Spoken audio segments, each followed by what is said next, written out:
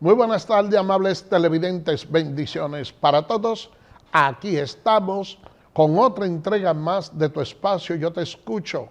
Hoy lunes 18 de septiembre del año 2023, un lunes, señores, donde traemos una noticia bastante lamentable, y es que el artista dominicano Aníbal de Peña murió en los Estados Unidos a la edad de 90 años.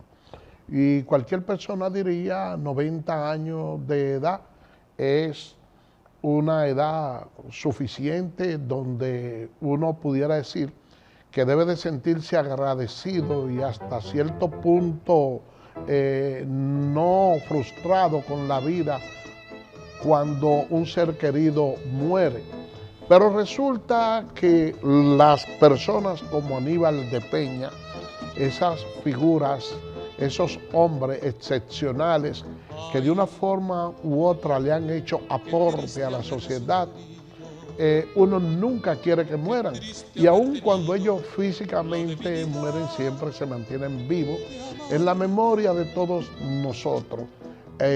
Aníbal de Peña pertenece a una generación de artistas que colocó a la República Dominicana en uno de los lugares cimeros a nivel internacional. Ya su generación ya ha estado en un estado de extinción, pero la verdad es que cautivó muchos corazones amorosos, y hay que recordar a Aníbal de Peña durante muchos años, sobre todo en estos tiempos donde ustedes han podido ver que la mayoría de los artistas no se caracterizan por hacer nuevas escrituras, sino que simplemente lo que están haciendo es fusilamientos musicales de muchas de esas canciones, como la que Aníbal de Peña ha podido o estuvo cantando durante mucho tiempo. Yo sé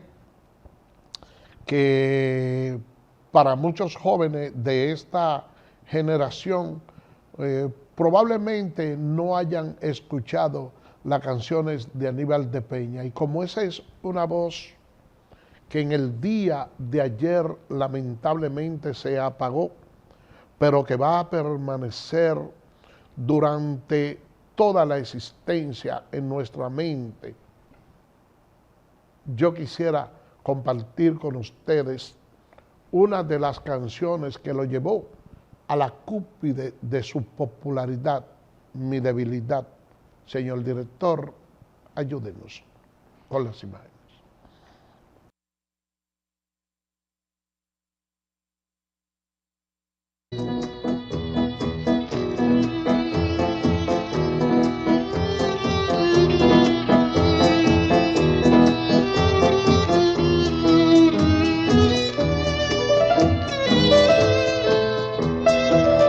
Me es difícil reír, me es difícil llorar, me es difícil reír. ¡Qué debilidad! Mi debilidad fue quererte con toda mi alma. Mi debilidad fue adorarte. Mi debilidad es no poder olvidar de una vez todos tus besos. Mi debilidad es quererte todavía.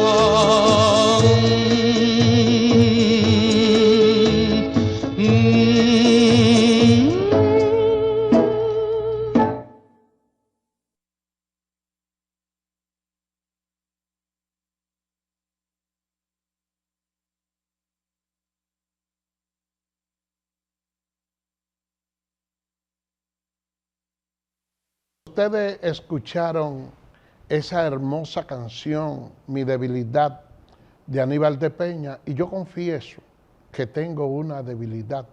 Yo también siento debilidad por esa música romántica, por esa música que ponen a la persona a pensar que son detallistas de lo que un hombre debe ser frente a una fémina.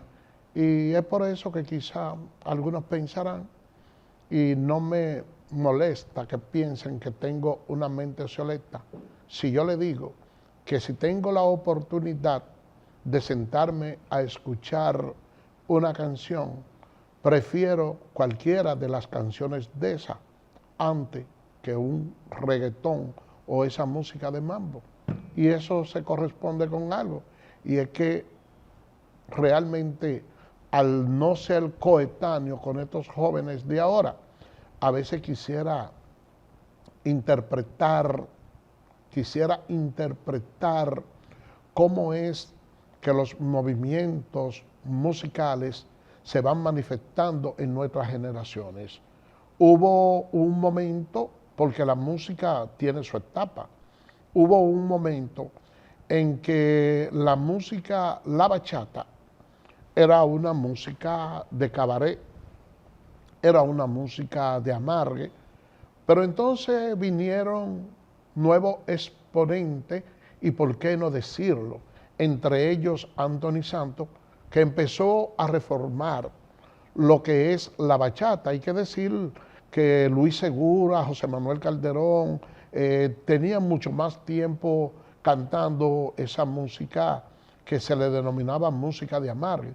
Pero realmente yo pudiera decir con toda franqueza que siento que Anthony Santos fue el que le dio ese repunte cuando sacó la canción Voy para allá, entre otras, que ustedes notarán que ese tipo de canción fue revolucionando el gusto musical de muchas personas, y hoy en día la bachata ha tenido una connotación internacional y ha sido declarada Patrimonio de la Humanidad, porque se hizo, señores, ustedes saben cómo, con ciertos niveles de conciencia, y uno diría, ¿y por qué anteriormente los bachateros no tenían esa acogida como el después que hubo el refinamiento? Bueno, porque si usted se encuentra con algunas canciones, como entre ellas una que dice, tú vivías caminando y haciéndome mucho swing, nada más te queda el chasis, bicicleta sin sillín.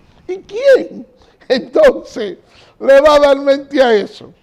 Otra, y que te quiero llevar a un lugar donde para comer no encuentres más que hierba, y para beber cualquier agua fangosa, por traicionera.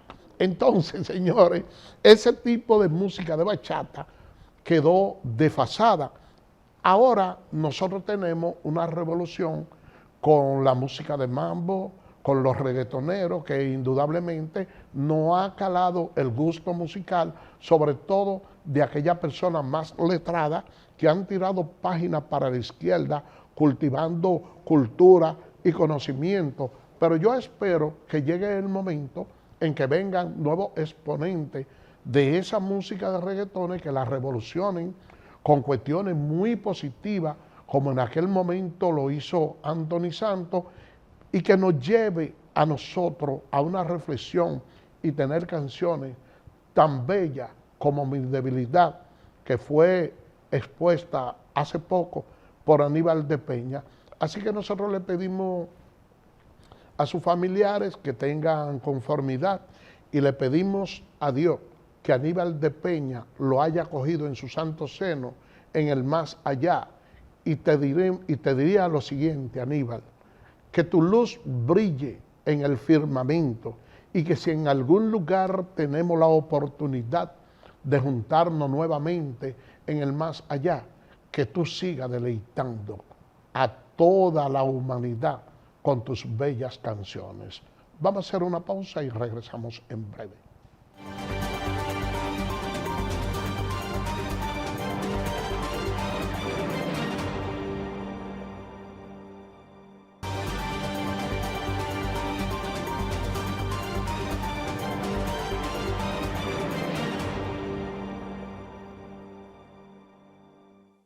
Gracias por permanecer con nosotros. Miren, en el día de ayer el presidente de la República pronunció un discurso.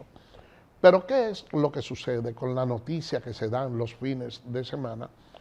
que por lo regular, independientemente de la connotación o la importancia que tenga la información, los fines de semana se pierde.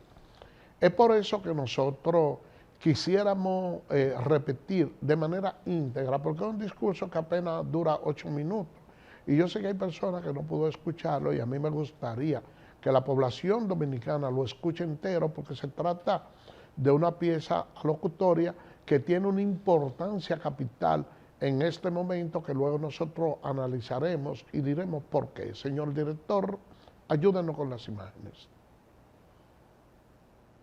Pueblo dominicano.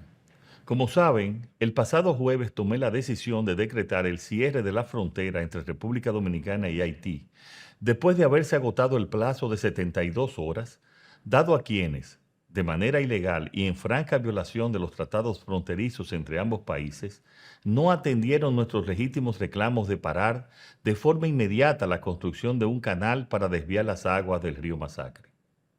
Cumpliendo siempre con el compromiso de mantener una rendición de cuentas permanente ante los ciudadanos, quiero hoy responder de manera breve y sencilla 3 preguntas sobre la situación actual en la frontera con Haití. ¿Cómo hemos llegado hasta aquí? ¿Por qué hemos tomado medidas? ¿Y por qué es importante mi viaje a la Asamblea General de las Naciones Unidas de esta próxima semana? Pero antes de responder estas preguntas, es necesario conocer que el río Masacre, o Dajabón, nace en Loma de Cabrera, y de sus 55 kilómetros, solo 9 forman parte de la frontera y solo 2 kilómetros entra en territorio haitiano para desembocar luego en la bahía de Manzanillo en Montecristi. Es en ese pequeño tramo de 2 kilómetros de la parte haitiana donde están haciendo la toma del canal. Y es bueno recordar que el 88% de su caudal fluye por nuestro territorio. Para nosotros este río tiene una importancia doble, como fuente hídrica para la producción agropecuaria y como límite fronterizo norte de nuestro territorio. Entonces, ¿cómo hemos llegado hasta aquí? En agosto del 2018, ciudadanos haitianos iniciaron la construcción unilateral de un sistema de riego abastecido por las aguas del río Masacre con el doble objetivo de irrigar grandes plantaciones y vender el agua a pequeños productores. La construcción inconsulta e ilegal del canal se aceleró a partir del mes de abril del 2021. En el mes de mayo de ese mismo año, en una reunión de la Comisión Mixta Bilateral, exigimos a través de la Cancillería la inmediata paralización de la construcción unilateral del canal. La desaparición trágica del presidente Jovenel Moïse provocó la paralización del proyecto, pero desde hace unas semanas se reinició la construcción. Esta construcción ilegal promovida por los mismos agentes provocadores de siempre. Si hay incontrolables en Haití, les aseguro que no serán incontrolables para los intereses del gobierno dominicano. El pueblo haitiano está sufriendo las consecuencias de la inestabilidad y la inseguridad generada por grupos insurgentes que han tomado el control de gran parte del país, desconociendo así la legalidad de su gobierno y provocando una grave crisis institucional que mantiene a su pueblo sumido en una terrible situación política y económica que entendemos que ya al nivel en que se encuentra solo podrá ser resuelta con la ayuda de la comunidad internacional.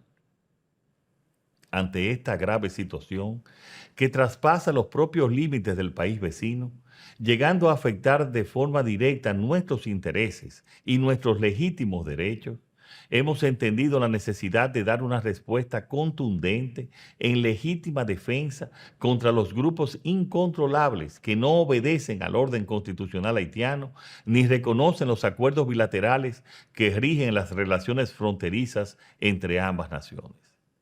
La Constitución de la República Dominicana, que he jurado cumplir y hacer cumplir, consagra la inviolabilidad de nuestro territorio y obliga a regular el uso sostenible y la protección de los ríos fronterizos, respetando los principios contenidos en el Tratado de Paz, Amistad y Arbitraje de 1929 y el Protocolo de Revisión del 1936.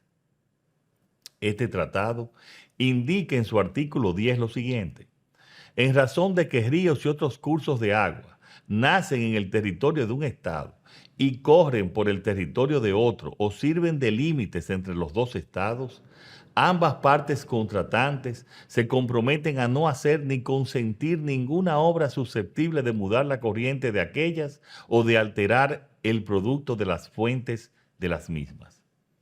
Precisamente eso es lo que están haciendo algunos particulares haitianos. ¿Por qué hemos tomado medidas? Para impedir que sequen nuestros ríos, que talen nuestros bosques o extingan nuestra fauna. El precedente de una obra de riego construida de manera unilateral puede conducir a una escalada de construcciones que acabarían con el río. La construcción del canal ilegal podría afectar el caudal del río en la zona baja, perjudicando unas 14,000 tareas de terreno cultivable en territorio dominicano y unas 10,000 tareas en territorio haitiano que benefician a 266 agricultores dominicanos y 125 agricultores haitianos de un lado y otro de la frontera. También podría causar un daño ecológico al vital ecosistema de agua dulce de Laguna Saladilla, uno de los humedales más importantes en la República Dominicana. Haití y su falta de planificación han hecho que en la práctica casi la totalidad de su territorio se destroce sus ecosistemas y malgestione sus recursos naturales. Y de esta situación se derivan acciones como esta, desordenadas y sin planificación sobre el río Masacre. La República Dominicana tiene derecho a disponer las acciones necesarias que garanticen nuestros derechos, al amparo de nuestras leyes y en línea con los acuerdos internacionales suscritos en materia fronteriza. Nuestro objetivo es garantizar la seguridad y el interés nacional, así como proteger nuestros ríos, medio ambiente y producción agrícola. Como muestra de nuestra firme decisión de impedirlo, suspendimos la entrega de visados, prohibimos la entrada al país de los promotores del proyecto, cerramos la frontera terrestre, aérea y marítima, instruimos reactivar la toma de agua de la Vigía, ordenamos la construcción de la presa de Don Miguel y reforzamos la presencia militar en toda la frontera. Las medidas estarán en vigor hasta tanto consigamos la paralización definitiva del canal en construcción. Y esto no se trata de un conflicto entre dos pueblos, porque ni el dominicano ni el pueblo haitiano queremos la confrontación. Lo que han demostrado nuestros pueblos es el deseo de vivir en paz. No deseamos ni buscamos una confrontación, pero sí estamos enfrentando a los incontrolables que mantienen la inseguridad en Haití y que por sus intereses particulares ahora conspiran también contra la estabilidad de su gobierno y la seguridad de nuestros recursos hídricos. La situación en nuestra frontera está controlada. La población puede estar tranquila porque no existe ninguna amenaza para el desarrollo de sus actividades cotidianas en todo el país. La paz y la seguridad en la República Dominicana están garantizadas. Pero debemos recordar que además de esta situación coyuntural, también tenemos una tarea permanente: sensibilizar a la comunidad internacional para que vaya en auxilio de Haití. Por eso es importante mi viaje de esta semana, porque la solución definitiva está allá y no aquí. El problema de Haití ya no está en Haití, está en manos de la comunidad internacional. Lo estoy diciendo desde mi primera comparecencia ante la Asamblea General de la ONU en septiembre del 2021. Y lo repetiré ahora en mi próxima intervención. No hay solución dominicana al problema haitiano. A nosotros no se nos puede pedir más de lo que hacemos a favor de Haití. Seguiremos siendo solidarios, pero sin olvidar que nuestra principal responsabilidad es defender los intereses del pueblo dominicano. Así lo hemos hecho siempre, así lo estamos haciendo y tengan por seguro que así lo seguiremos haciendo. Muchas gracias y que Dios bendiga al pueblo dominicano.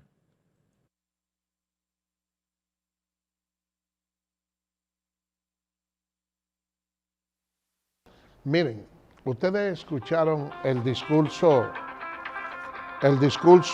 del presidente. La verdad es que fue una buena pieza. Nosotros estamos en una situación, al amigo que me está llamando, estoy en el aire ahora, fue una pieza. El sistema que se da es el siguiente. que desafortunadamente este problema nos ha tocado en plena campaña política. Entonces hay algunos precandidatos de la oposición que han querido tomar este tema como bandera de campaña, y la verdad es que esto no se debe. Esto hay que sacarlo de lo que es el escenario político, el tema haitiano, porque es un tema bastante sensible y bastante difícil. Nosotros hemos escuchado declaraciones dadas tanto por el ingeniero Miguel Vargas Maldonado, Abel Martínez, también de Leonel Fernández, que en ese aspecto, como siempre, ha sido un poquito más mesurado, pero no han dejado de darle el tinte político necesario, buscando capital en lo que es esta contienda. Señores, no es verdad que se firmó un acuerdo en el año 2021 donde se le daba a Haití la facultad de la construcción de ese canal. No. Señores, ahí hay un tratado que ustedes pueden buscarlo y leer el ordinal 10º de ese tratado, donde se prohíbe que se pueda desviar la corriente del río. Porque muchos han querido decir y ya están trabajando en lo mismo, de que en nuestro país hay algunos lugares donde existe la toma de río, pero una cosa es que usted tenga un dique con una compuerta que usted pueda abrirla y cerrarla en momentos en que haya abundancia, y otra cosa es lo que es el trasvase del río. El trasvase significa una desviación.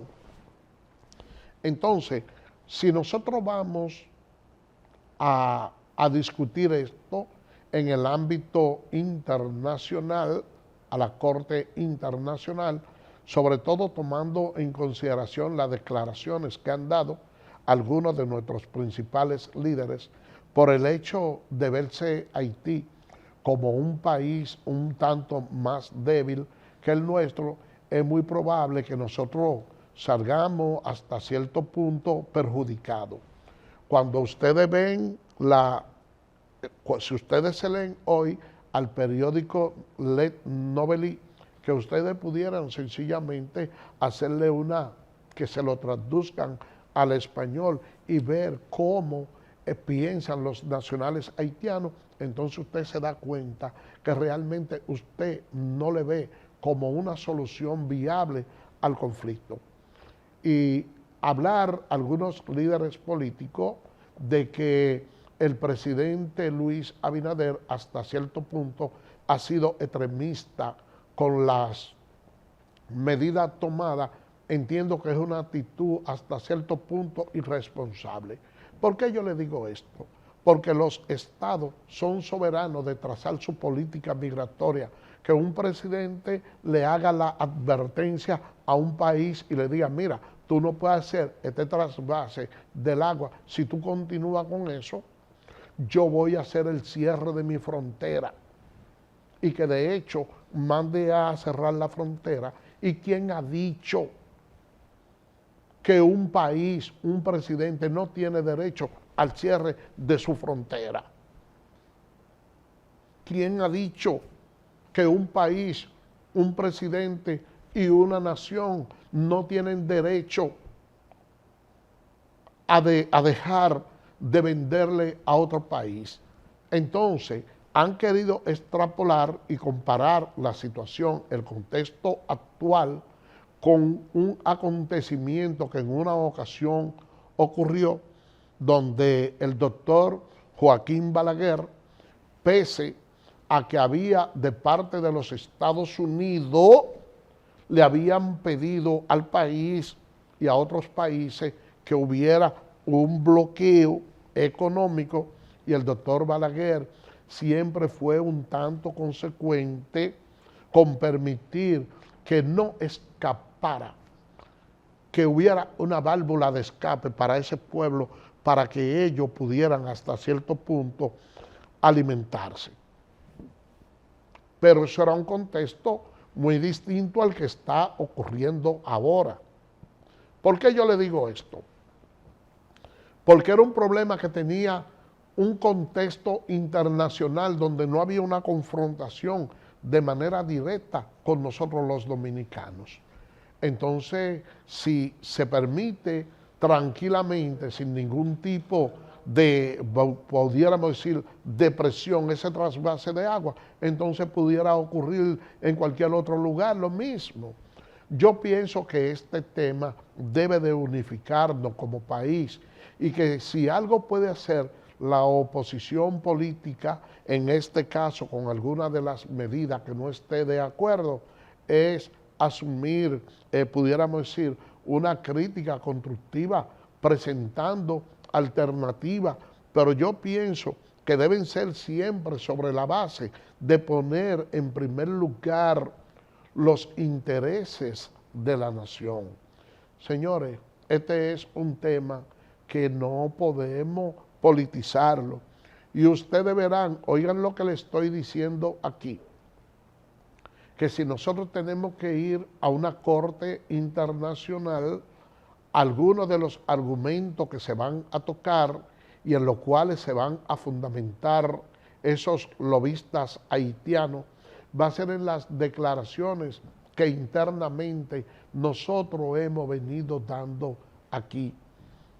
Ese trasvase de río dejaría alrededor de unas 15,000 tareas de tierra dominicana que no van a poder irrigarse, pero también hay unas 10,000 del lado haitiano que van a padecer la misma causa. Estamos hablando alrededor de 24 a 25,000 tareas de tierra sin irrigación, que no es justo que eso pueda producirse, porque sobre todo cuando no se trata de un desvío que se ha hecho de manera consensuada entre los estados, buscando, si se quiere hasta cierto punto, una mejoría para ambas naciones. No, la impotencia que ha declarado el primer ministro Ariel Henry, lo que ha dicho es que son personas privadas, que son personas incontrolables, que él no puede manejarlo, y si él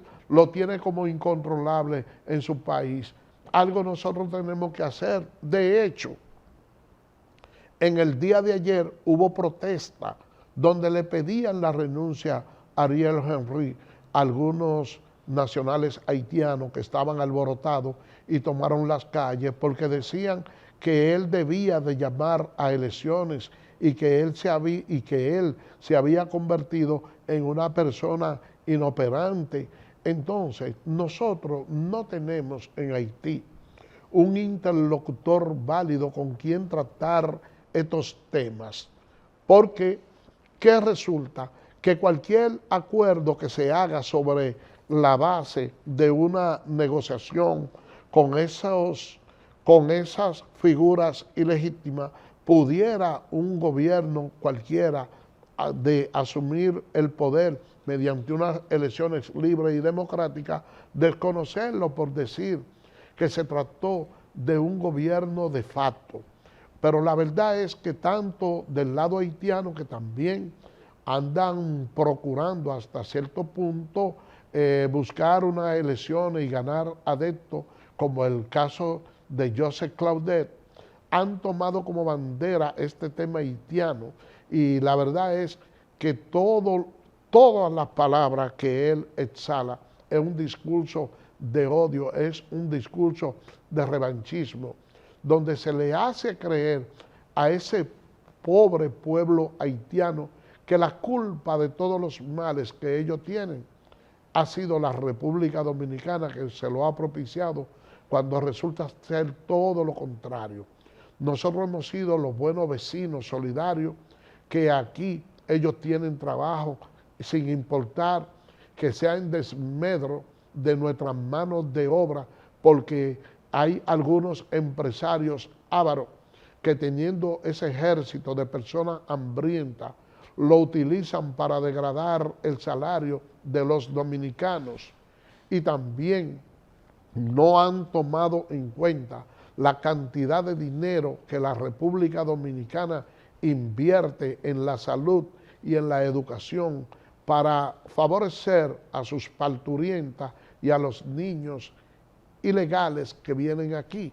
Si la República Dominicana ejerce una política, pudiéramos decir, de igualdad, pudiera decirle perfectamente al pueblo haitiano y sería entendible. Si nosotros los dominicanos no podemos entrar allá sin tener visa, tampoco podemos tenerlo a ustedes aquí de manera ilegal. Pero nosotros no tenemos frente a Haití una postura de igualdad en ese sentido. Tampoco las tienen nuestras mujeres parturientas, que tienen que llevar pinta de sangre, necesitan además tener un chequeo de manera permanente. Nosotros nos hemos sacrificado tanto que también tenemos que alquilar recintos para estudiar los niños dominicanos, porque las principales plazas están ocupadas por niños haitianos. Entonces no nos pueden ver a nosotros de la forma que la comunidad internacional nos hace ver, y con el lobismo que hacen muchos haitianos por algunos líderes políticos que por buscar capital político también enlodan la honra de nuestro país. Vamos a hacer una pausa y regresamos en breve.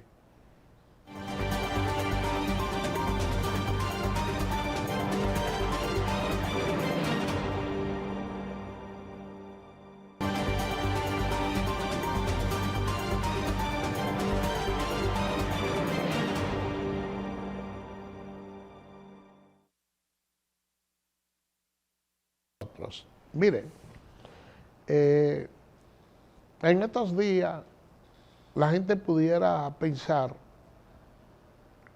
que nosotros los dominicanos nos hemos vuelto monotemáticos, porque hemos venido tocando el tema de la frontera de una manera abierta, en la cual dedicamos el mayor tiempo de los espacios, no de este, no, de todos.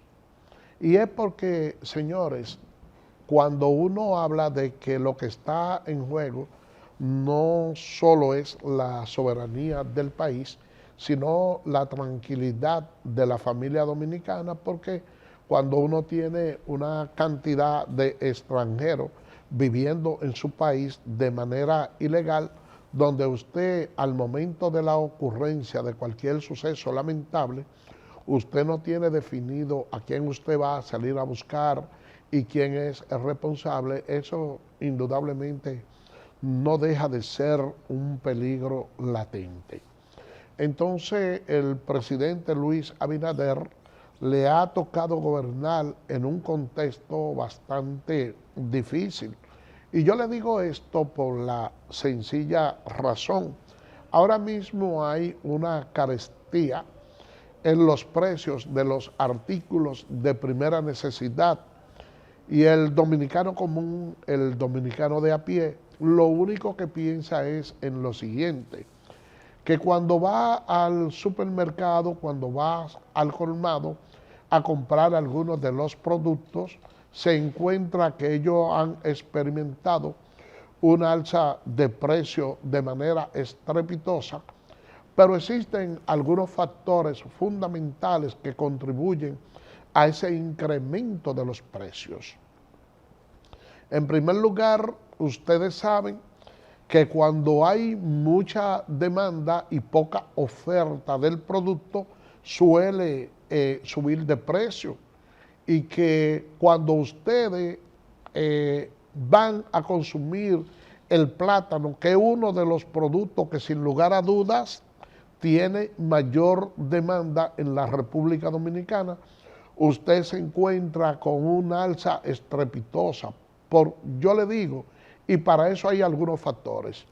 Para nadie es un secreto que la mayoría de los dominicanos, la persona común que sale a comprar esos artículos, se abastece en gran medida de esos tricicleros, que ya, dicho sea de paso, quedan pocos, pero hay algunas guaguitas que le denominan plataneras, que son las que venden por lo regular en las diferentes avenidas del país.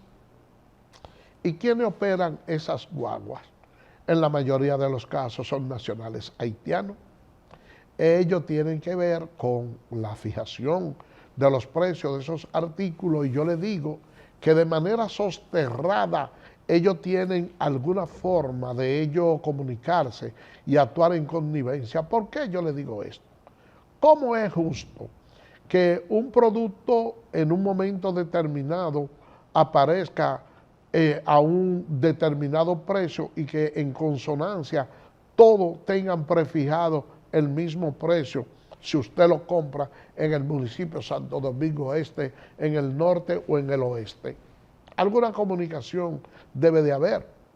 Pero aparte de eso, señores, ustedes saben que hemos tenido algunos factores que han incidido bastante en lo que es la escasez de algunos productos, como es el caso de Fiona, que ustedes saben que tumbó parte de la producción agrícola del país.